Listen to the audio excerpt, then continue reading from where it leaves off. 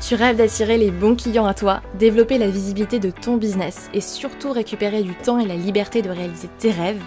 Bienvenue sur Bien dans mon business, le podcast qui t'accompagne à créer une entreprise qui travaille pour toi et non l'inverse, avec confiance, sérénité et liberté. Je suis Pauline Philibert-Digem, entrepreneur multipassionnée et fondatrice de Dare to Dream, et chaque semaine, je te partage seule ou avec d'autres entrepreneurs des conseils, stratégies et retours d'expérience pour développer sereinement ton activité et attirer les bons clients à toi.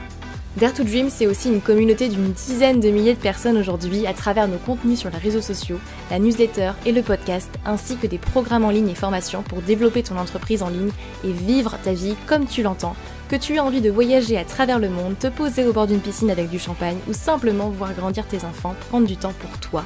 À toi de définir ta vision du succès et quelle qu'elle soit, c'est possible.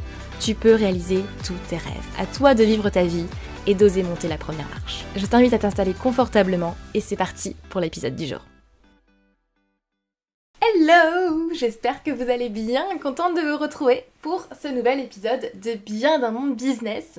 Bienvenue à ceux qui nous rejoignent chaque semaine sur le podcast et puis bienvenue à tous ceux qui continuent de m'écouter chaque semaine. Je suis comme d'hab hyper contente de vous faire cet épisode de podcast et aujourd'hui j'avais envie d'enregistrer un épisode qui va être entre guillemets un peu égoïste puisque je l'ai vraiment écrit en me disant qu'est-ce que j'ai envie de dire à la Pauline il y a 5 ans, qu'est-ce que j'ai envie de lui dire au moment où elle a décidé de se lancer, au moment où elle a décidé de sauter le pas et de se dire bah tiens, et pourquoi pas moi? Et pourquoi pas? Et si j'osais franchir le pas et me lancer à mon compte? Et la Pauline il y a 5 ans qui avait 36 milliards de peur et qui en a toujours bien évidemment, mais tellement de peur, et si ça marche pas, et comment je vais faire, et de quoi je parle, et comment je cherche mon premier client, qu'est-ce que je publie, qu'est-ce que je fais, et qu'est-ce que je vends en fait, par où je commence, et qu'est-ce que les gens vont penser, qu'est-ce que les gens vont dire, enfin bref, tellement de peur, tellement de blocages, tellement de choses, et j'ai fait un milliard d'erreurs que j'ai envie de dire, je sais pas si j'aurais été contente de les éviter, parce que ça m'a permis d'apprendre aussi beaucoup de choses, donc je suis très reconnaissante d'avoir fait ces erreurs-là aussi, même si bon, il y en a un paquet qui m'aurait quand même évité quelques euros, quelques centaines de milliers d'euros, hein, on va pas se mentir, sur certaines erreurs en tout cas, donc j'ai vraiment envie de vous partager dans cet épisode de podcast un retour d'expérience et principalement j'ai listé les 3 conseils que j'aurais adoré écouter, entendre au moment où j'ai décidé de me lancer. Et honnêtement, ça vaut autant pour les personnes ici qui ont envie de se lancer mais qui ne savent pas par où commencer, qui ne savent pas comment chercher leur premier client. Mais ça vaut tout autant pour des personnes qui se sentent également bloquées dans leur business, où vous sentez que peut-être vous êtes arrivé à un autre palier, que vous n'arrivez pas forcément à dépasser tout seul, ou alors que vous cherchez des clients, c'est pas stable, vous avez un client par-ci, un client par-là, et vous aimeriez avoir une activité qui est plus régulière, pouvoir vraiment vivre de votre activité et avancer en fait sereinement au final vers vos objectifs et vers vos rêves. C'est fait pour vous. Pour celles et ceux d'entre vous qui ne connaissent pas forcément tout mon parcours, je crois que je ne l'ai jamais forcément révélé d'ailleurs à 100% sur ce podcast, il me semble. J'en ai déjà parlé plusieurs fois sur mes contenus, mais je crois que sur le podcast, j'en ai pas forcément détaillé énormément mon parcours. Il faut comprendre que dans mon parcours entrepreneurial, je me suis énormément éparpillée, j'ai testé pas mal d'activités différentes, pas mal de secteurs différents. Mais chaque activité et chaque secteur m'a permis aussi de développer une compétence dont j'avais besoin pour le prochain projet. Et jusqu'à ce que je décide de lancer Dare to Dream, qui a plutôt bien pris, même très bien pris dès le début et j'en suis très heureuse. Et du coup, c'est pour ça aussi que je suis très contente d'avoir, mis en échec mes anciennes activités, parce que c'est ce qui m'a permis aussi de pouvoir vraiment lancer Dare to Dream et de pouvoir vivre très rapidement de mon activité, et au bout de 3 mois de mémoire, même pas 2 mois et demi, de pouvoir dépasser les 5 000 € de chiffre d'affaires récurrent par mois et puis les 10 000 € au bout de 5 mois d'activité. À la base, moi je viens d'un parcours scientifique, d'un bac scientifique, très douée pour les mathématiques, la physique, chimie, etc. Et j'adore, c'était mes matières préférées d'ailleurs. Je sais qu'à chaque fois que je dis ça, je suis un grand extraterrestre, mais je fais partie de ces gens qui adoraient les maths, vraiment, je vous assure. J'ai un esprit très carré et pour moi, j'ai un esprit très Ouais, très carré, très cartésien. Si vous connaissez le disque, je suis un profil bleu et je viens d'un parcours scientifique, donc rien à voir avec le côté créatif aussi qui s'est développé au fur et à mesure du temps. Et j'étais partie ensuite pour faire des études de langue étrangère appliquée. Rien à voir avec la partie scientifique non plus. Tout le monde voulait que je parte en médecine et au final j'ai dit non, je veux partir étudier le japonais puisque je parlais japonais à l'époque, j'avais commencé à prendre des cours et un de mes rêves c'était de partir vivre et étudier au Japon. Donc là je vous raconte un petit peu ma vie, comme ça vous avez le contexte aussi et vous allez voir, ça fait un lien énorme avec les 3 conseils que je vous ai notés. Et puis d'ailleurs je viens de penser à un conseil bonus, donc je vous l'ai rajouté en numéro 4. Et donc je suis partie faire des études de langue étrangère appliquée, spécialisée en japonais. J'ai fait ma 3e année de licence au Japon, puisque j'ai réalisé ce rêve-là. Je suis partie vivre au Japon pendant 1 an, j'ai travaillé là-bas, j'ai étudié aussi là-bas. Et quand je suis rentrée en France, j'ai poursuivi avec des études de management événementiel. Donc encore une fois, rien à voir, mais je savais que je voulais travailler à l'international et je savais que je voulais travailler avec les langues étrangères. Et là, vous avez un petit spoiler sur ma vision à 20 ans. D'ailleurs, voilà, c'est la petite parenthèse pour celles et ceux qui écoutent ce podcast. Et donc quand je suis rentrée en France, j'ai terminé avec un master effectivement en management événementiel et toujours spécialisé d'ailleurs sur le marché japonais et anglophone. Sauf que au moment où je décide effectivement de me lancer, j'obtiens un job à Vancouver, au Canada, dans une très grande boîte à l'international qui est en train d'ailleurs d'ouvrir des bureaux à Tokyo et dont j'avais pour mission de développer la partie, le marché japonais en fait, de cette boîte événementielle-là qui organisait des congrès, enfin qui organise toujours, d'ailleurs elle existe bien évidemment toujours, à l'international, sauf que malheureusement, entre-temps, le Covid a fait sa place, fait son entrée. Et puis c'est s'ensuivi le monde qu'on a connu à partir de ce moment-là. J'étais censée partir du coup à Vancouver en mars 2020. Mon avion était juste 2 jours après l'entrée en confinement en France, donc vous imaginez ma grosse déception à ce moment-là. Et c'est là où j'ai décidé, bon bah écoute Pauline, t'as 2 choix, soit tu fais rien pendant 6 mois parce que de toute façon le monde est à l'arrêt et le monde événementiel encore plus, soit tu te bouges les fesses et puis... tu te lances enfin dans un projet de cœur et quelque chose qui te tient vraiment à cœur et tu te bouges quoi pour réaliser tes rêves. Et là je vous ai fait un petit peu une avance rapide jusqu'en 2020, mais en fait ce qu'il faut savoir c'est que je suis à mon compte depuis 2018 et que je me suis lancée à mon compte vraiment un peu par hasard. Alors même si j'ai pour habitude de dire que le hasard n'existe pas dans la vie, mais un petit peu...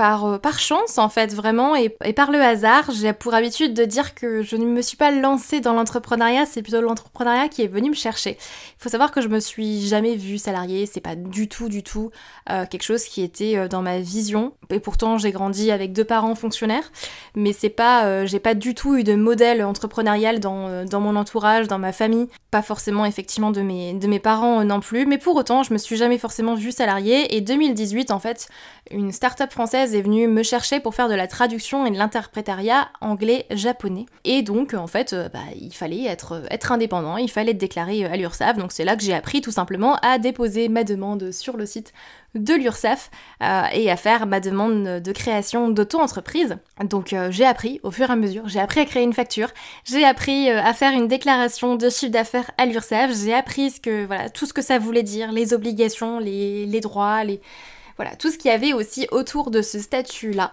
Clairement, je n'en vivais absolument pas de cette activité, c'était très peu rémunéré et puis on enlève les charges de l'URSSAF, j'étais rémunérée moins que le SMIC, donc vous imaginez bien que en tant qu'étudiante à l'époque, j'en vivais clairement pas, j'ai fait tout un tas d'erreurs là-dedans. À savoir déjà être clairement sous-payée pour le travail que je faisais et puis surtout dépendre d'un seul client. Puisque vous imaginez bien que c'était un petit peu du salariat déguisé et que je n'avais qu'un seul client là-dedans. Bref, j'ai vite arrêté, puisqu'au final, moi, la traduction et l'interprétariat, c'est sympa, mais c'est pas forcément ce que je veux faire en termes d'activité au quotidien, c'est pas ce qui me nourrit vraiment.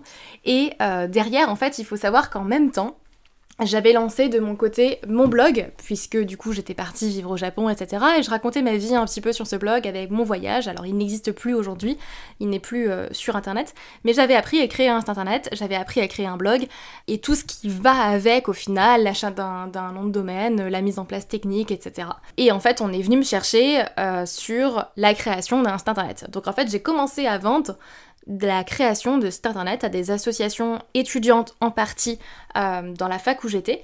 Et donc j'ai passé plusieurs mois comme ça à créer des sites web sur WordPress. Et je me rémunérais comme ça. Alors c'est bien, ça payait mes paquets de pâtes et mon loyer en tant qu'étudiante encore une fois. Mais encore une fois, c'était pas quelque chose qui me faisait kiffer. C'était vraiment pour dépanner au début que j'avais créé ça. J'avais pas d'offre formalisée, j'avais pas de cible, j'avais pas de positionnement, j'avais pas de business en fait. Je faisais juste ça parce que ok, on avait proposé de me payer, mais clairement j'en vivais encore une fois pas du tout. Et ensuite, suite à ça, j'ai eu une autre opportunité. Un ami qui avait également une boutique qui vendait des produits en fait en ligne m'a demandé justement de l'aide dans la création de sa boutique en ligne puisqu'il savait que je savais créer des sites internet. Et donc ce que j'ai fait. Et je suis partie effectivement sur cette partie plus e-commerce. J'ai appris à mettre en place des modules de paiement, j'ai appris à créer des pages de vente, j'ai appris à gérer un stock et puis derrière sur la partie service client, j'ai appris plein de choses au final. Ça s'est cassé la tronche, mais c'est là aussi où j'ai eu le déclic et je me suis dit waouh, c'est ça le business en ligne, on peut faire de l'argent et il y a clairement quelque chose à faire là-dessus. Et c'est là où j'ai décidé en fait de me focaliser là-dessus. Je vous raconte ça de façon très très brève pour vous dire une chose, c'est que je me suis pas lancée du jour au lendemain et tout s'est mis en place et j'ai eu de la chance et le succès démarre et c'est ma success story et voilà, regardez comment j'ai fait 3 millions. C'est pas ça l'idée. Ce que je vous partage ici, c'est simplement déjà pour vous dire une première chose.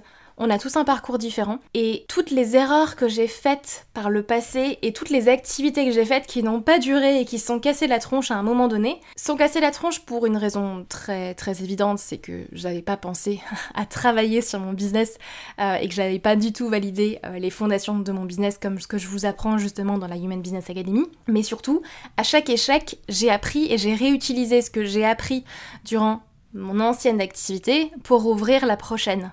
Et c'est ce qui fait que quand j'ai lancé Dare to Dream, bien évidemment, du coup, j'ai posé des vraies bases dans mon business avec une vraie cible, un vrai positionnement, une vraie offre, et non pas juste je vends des sites internet, je fais de la traduction et de l'interprétariat, ok, tout le monde s'en fiche, en fait, c'est pas ça que tu vends. Ça, je vous en avais déjà parlé dans un autre épisode de podcast, mais c'est vraiment, au final, chaque échec vient me permettre d'apprendre au final et de créer une expérience et de créer l'activité prochaine. Et ça, j'avais vraiment envie de vous en parler parce que je trouve qu'on démocratise pas assez l'échec. D'ailleurs, pour moi, je le vis pas comme un échec, ça s'est juste cassé la tronche. Ok, bon bah j'ai perdu de l'argent, j'ai perdu du temps, j'ai perdu de l'énergie, mais en fait j'ai gagné beaucoup plus derrière, j'ai gagné de l'expérience et des choses qui m'ont permis d'aller plus vite après. Quand je me suis retrouvée confrontée à la création de ma première page de vente, bah en fait je savais le faire déjà, puisque je l'avais déjà fait avant, donc parfait, j'apprends aussi de mes erreurs, je retire toutes ces compétences-là et je continue d'avancer. Et du coup, c'est un petit peu long je sais, mais j'en viens à mon premier conseil que vraiment j'aurais adoré entendre, écouter lors du lancement de ma première activité. C'est focalisez-vous sur un seul business, une seule offre en tout premier jusqu'à atteindre tes premiers 100 000 € de chiffre d'affaires. Si aujourd'hui tu ne fais pas 100 000 € de chiffre d'affaires, clairement ça ne sert à rien d'aller lancer 15 business, d'aller lancer 4 offres différentes en même temps, d'aller lancer X tunnels, je ne sais quoi, pour vendre tes prestations. Vraiment, focalise-toi sur un seul business et un business qui te fait kiffer. Parce que moi, ce que j'ai malheureusement pense occulter au début, c'est l'aspect qu'est-ce que tu as envie de faire en fait, qu'est-ce qui te fait kiffer et qu'est-ce qui te fait vibrer vraiment au quotidien plutôt que quelque chose dans lequel t'es bon et tu peux le monétiser. Être bon dans quelque chose et monétiser ça, c'est qu'une première étape. Après, c'est être passionné aussi par ce qu'on fait et quelque chose qui te fait kiffer. Mais première chose vraiment que j'aurais adoré entendre lorsque je me suis lancée en 2018, c'est Pauline, focalise-toi sur un seul truc, un seul business, une seule offre. En premier, tu fais tes premiers 100 000 €, tu structures, ça tourne et après tu en lances un deuxième. Mais plus vous allez lancer plusieurs offres en même temps, plus vous allez vous éparpiller et je vous assure, moins vous aurez de résultats. Et pour les multipassionnés qui sont ici, sachez que je le suis également et que c'est un challenge au quotidien, bien évidemment, quand j'ai plein d'idées. J'ai tous les jours d'autres idées d'offres et de business à lancer. Mais à un moment donné, il y a une partie aussi discipline et surtout si vous démarrez. Si aujourd'hui vous avez 3 offres, mais qu'en fait il n'y en a aucune qui tient la route et qu'il n'y en a aucune qui vraiment vous apporte du chiffre d'affaires et que vous ne vivez pas de votre activité, focalisez-vous sur une seule offre. Et attention, une offre égale une cible égale un positionnement. Vraiment, c'est la première chose et je pense qu'on le redira jamais assez parce que c'est vraiment la première erreur que je vois systématiquement au quotidien dans mes coachings individuels, dans mes coachings de groupe, dans la Human Business Academy. C'est vraiment ce que je vois très souvent et c'est l'erreur que j'ai faite, donc je vous jette pas la pierre, hein, c'est ok. Mais je vous le dis ici et honnêtement ça vaut de l'or, focalisez-vous sur un seul business, une seule offre, en premier, jusqu'à vos premiers 100 000 € au minimum, et après, ok, vous pourrez lancer une autre. Vous avez toute votre vie pour lancer plein d'entreprises et plein de choses dont vous avez envie directement, donc prenez le temps aussi. Focus, un seul business. Première chose. Deuxième chose, et ça aussi c'est tellement important, bien évidemment tout est important ici, mais deuxième chose primordiale aussi, mieux vaut fait que parfait. Vous imaginez pas le temps que j'ai perdu, et du coup les résultats que j'ai perdus derrière aussi, à passer mon temps à me demander qu'est-ce que ma famille va penser, qu'est-ce que mes amis vont penser, si je lance ça, si j'en parle sur les réseaux sociaux, si je crée un post là-dessus, si je fais une vidéo, si je fais une masterclass, qu'est-ce que les gens vont penser, qu'est-ce que les gens vont dire, mais quels commentaires est-ce que je vais recevoir, et puis c'est pas parfait, et puis là il y a un truc qui va pas, non, je vais refaire ce post, je vais refaire cette vidéo, ça va pas.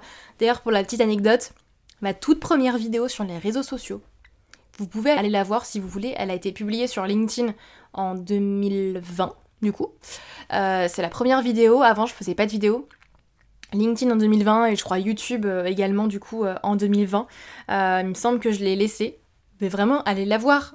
J'ai l'impression d'avoir pris 20 ans entre la vidéo de l'époque et aujourd'hui.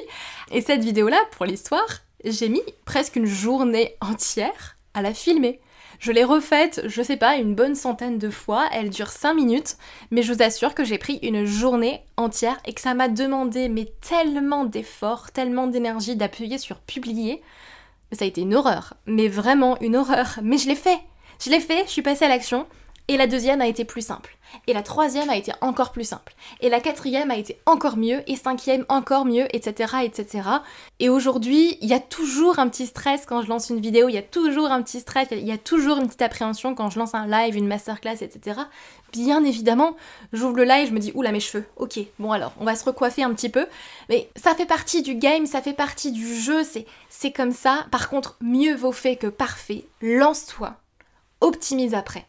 Vraiment, c'est je pense un conseil qui vaut de l'or encore une fois, mais lance-toi, optimise après. Et tu auras toujours une longueur d'avance par rapport à quelqu'un qui peut-être en sait plus que toi, mais qui ne passe pas à l'action. Et vraiment, une grande différence entre les entrepreneurs, j'ai envie de dire, qui démarrent ou qui stagnent, et ceux qui sont déjà bien lancés et qui ont des résultats, peu importe les résultats, la grande différence, c'est qu'ils passent à l'action. Vraiment, ce passage à l'action, c'est dingue à quel point parfois on bloque pour peu, mais 1 gramme d'action vaudra toujours plus que 100 kilos de savoir. Très important, 1 gramme d'action vaudra toujours plus que 100 kilos de savoir. Passer à l'action, mieux vaut fait que parfait. C'est pas grave si vous trompez de mots, vous bafouillez à un moment donné, vous êtes pas à l'aise, ok, tant pis. La prochaine vidéo sera mieux, le prochain post sera mieux, la prochaine newsletter sera mieux, la prochaine masterclass sera mieux. C'est ok, c'est pas grave, c'est humain, on est là pour apprendre, on est là pour avancer. Si tout est parfait d'un coup, pourquoi est-ce que vous êtes là? Qu'est-ce que vous avez à apprendre? Et moi je pars du principe qu'à partir du moment où j'arrête d'apprendre, je meurs. Donc si c'est parfait, pourquoi le faire? Donc vraiment, vraiment mieux vaut fait que parfait. Lancez-vous et optimisez après. Et ça vaut pour tout, ça vaut pour vos posts, ça vaut pour vos tunnels de vente, ça vaut pour vos offres, ça vaut pour tout en fait, pour vos futurs business ou autres. Lancez-vous, optimisez après. Troisième point, également très important, à la Pauline d'il y a 5 ans, qu'est-ce que j'aurais aimé lui dire Arrête de te focaliser sur ce que tu veux vendre, arrête de te focaliser sur tes offres, arrête de te focaliser sur ce que tu vends et focalise-toi sur qui tu veux aider. Et ça, honnêtement, je le vois encore beaucoup chez 99,9% de mes clients. Arrêtez de vous focaliser sur vos offres. Non, vous n'êtes pas thérapeute, vous n'êtes pas coach, vous n'êtes pas formateur, vous ne faites pas de l'equi-coaching, vous n'êtes pas coach en préparateur mental, vous n'êtes pas web designer, vous n'êtes pas photographe ou je ne sais quoi dans votre activité. Non, vous n'êtes pas ça. C'est pas ça que vous vendez en fait. Vous vendez pas un coaching avec un accompagnement de 10 séances. C'est pas ça ce que vous vendez. Mais c'est à qui vous vendez, c'est à qui vous vous adressez. C'est ça qui est la clé. Plus vous allez rester focalisé sur ce que vous vendez, sur ce que vous proposez, plus vous allez vous déconnecter du marché et en fait moins les gens vont acheter. La clé, c'est d'aller s'intéresser aux autres, d'aller poser des questions, d'aller rentrer en connexion au final avec les personnes avec qui vous voulez travailler, à qui vous voulez vendre en fait votre offre, à qui vous voulez aider. C'est ça la clé au final. Votre offre, elle viendra après. Mais un business qui n'a pas de marché, ce n'est pas un business en fait. Tout simplement, vous n'allez pas faire d'argent. Ça, je pense que vous le savez. Mais arrêtez de vous focaliser sur ce que vous voulez vendre, arrêtez de vous focaliser là-dessus. On s'en fiche, tout le monde s'en fiche de vous. Ça va peut-être être difficile à entendre, mais vraiment, tout le monde s'en fiche de vous. La seule chose qui importe les gens, c'est est-ce que vous allez être capable de les aider? Et pour ça, vous avez besoin de vous intéresser à eux. Vous avez besoin de leur poser des questions. Et ça vaut pour tout. Ça vaut dans vos démarches de prospection. Parce que les posts du type « Bonjour, voilà ce que je fais, voilà mon site internet, voilà ce que je propose, est-ce que t'es intéressé ?» Au secours, personne ne répond à ça, ça ne fonctionne pas. Donc arrêtez de faire ça. Arrêtez d'être centré en fait sur vous encore une fois et centrez-vous sur les autres. Soyez curieux. Posez des questions, soyez intéressés au final par votre cible, ayez vraiment à cœur d'aider les gens, ça se ressentira et c'est ça qui fera effectivement toute la différence. Et ça encore une fois c'est vraiment quelque chose d'important et c'est une des premières choses d'ailleurs qu'on voit dans la Human Business Academy et que je vous dis, c'est pas le fait que vous soyez coach, thérapeute, diplômé de je ne sais quoi qui va faire que vous allez vendre, c'est pas ça. C'est à quel point vous serez capable en termes de marketing aussi, le marketing ça s'apprend, mais de vraiment parler au cœur de vos prospects pour leur faire comprendre à quel point non seulement votre offre elle est géniale, mais elle va permettre à votre client d'atteindre sa situation désirée X, vous voyez. Et ça s'apprend, apprendre à se vendre, ça s'apprend. Se vendre, c'est pas quelque chose d'inné, c'est pas quelque chose qu'on apprend dans un livre, et peut-être qu'aujourd'hui vous êtes très bon dans votre domaine à vous, dans votre expertise, mais ça veut pas forcément dire que vous êtes bon à vous vendre et que vous savez vous vendre. Encore une fois, se vendre, ça s'apprend, le marketing, ça s'apprend, et vous avez beau avoir le meilleur produit du monde, la meilleure offre du monde, avec des résultats exceptionnels, vous êtes convaincu par ça, si vous ne savez pas le vendre, vous n'aurez pas de clients. Donc ça, c'est vraiment une clé pour commencer à apprendre à vous vendre. Arrêtez de vous focaliser sur ce que vous voulez vendre et focalisez-vous sur qui vous voulez aider, encore une fois. Et ça, si ça vous parle, si vous vous reconnaissez là-dedans, vous avez la Human Business Academy qui est là également pour vous accompagner. Je suis là pour vous accompagner à justement apprendre à vous vendre et vous permettre d'atteindre rapidement vos objectifs de chiffre d'affaires, peu importe ce qu'ils sont, les 5 000, les 6 000, les 7 000, les 8 000, les 9 000, les 10 000 euros par mois, peu importe ce que vous voulez. Mais l'idée, c'est vraiment de pouvoir vivre de votre business, de clarifier également tout votre business, de le structurer et de vraiment y aller étape par étape pour vivre de votre activité encore une fois. Et mon 4e conseil, bonus, lorsque j'étais en train de regarder ma liste tout à l'heure, je me disais mais tiens, il en manque un 4e. Quelque chose que je me répète en tête assez souvent quand je pense à la Pauline d'il y a 5 ans et que j'aurais très envie de lui dire, c'est de la prendre dans mes bras et de lui dire fais-toi confiance, bordel de merde. Et je viens de rajouter le bordel de merde. Faites-vous confiance. Faites-vous confiance dans la vie. Vous seul savez aussi ce qui est bon pour vous. Et à un moment donné, je sais que c'est tellement facile à dire, mais écoutez votre cœur, n'écoutez pas forcément les autres, surtout s'ils sont pas passés par les étapes nécessaires aussi et qui n'ont pas réalisé ce que vous avez envie de réaliser. L'entourage en général, effectivement, est très très bienveillant ou en tout cas veut bien faire souvent, veut bien nous conseiller. Faites-vous confiance. Vous seul savez ce qui est bon pour vous aussi. Et ça, je pense que c'est important à garder en tête. Parfois, on a tendance à se mettre des bâtons dans les roues nous-mêmes, et pas que parfois, d'ailleurs très très souvent. Faites-vous confiance, formez-vous, faites-vous accompagner, avancez sur votre chemin. C'est ça le plus important. Passez à l'action. Et je vous assure que ça va se décanter à un moment donné. C'est sûr, oui, vous allez atteindre vos objectifs, oui, vous allez réaliser vos rêves, oui, vous allez pouvoir obtenir tout ce que vous voulez aujourd'hui dans votre vie. Par contre, c'est pas en restant assis sur votre canapé, c'est pas en restant là, sans bouger, là où vous êtes aujourd'hui, c'est en faisant des actions qui vous font peur aujourd'hui que vous allez pouvoir avancer et créer la vie que vous voulez. Et ces actions qui vous font peur, on a tous quelque chose qui nous vient en tête, je vous invite à réfléchir à ce qui vous vient en tête en premier, mais vraiment faites-vous confiance, faites-vous accompagner encore une fois, formez-vous, ça va vous permettre de gagner du temps encore une fois, et avancez, et c'est comme ça aussi, mais bien évidemment que vous atteindrez vos objectifs. Voilà, j'espère que cet épisode de podcast vous aura plu, on arrive à la fin, mais j'avais vraiment envie de vous faire un podcast plus sur effectivement ces 3 conseils, et ce que j'aurais vraiment aimé dire à la Pauline d'il y a 5 ans, avec toute l'expérience que j'ai aujourd'hui et tous les échecs que j'ai vécus et toutes les réussites que j'ai vécues et le chemin que j'ai parcouru. J'espère qu'il vous aura plu, n'hésitez pas à me faire un retour dessus par message privé sur Instagram ou LinkedIn. J'attends avec impatience vos retours et puis je vous dis à la semaine prochaine. Bye bye, prenez soin de vous.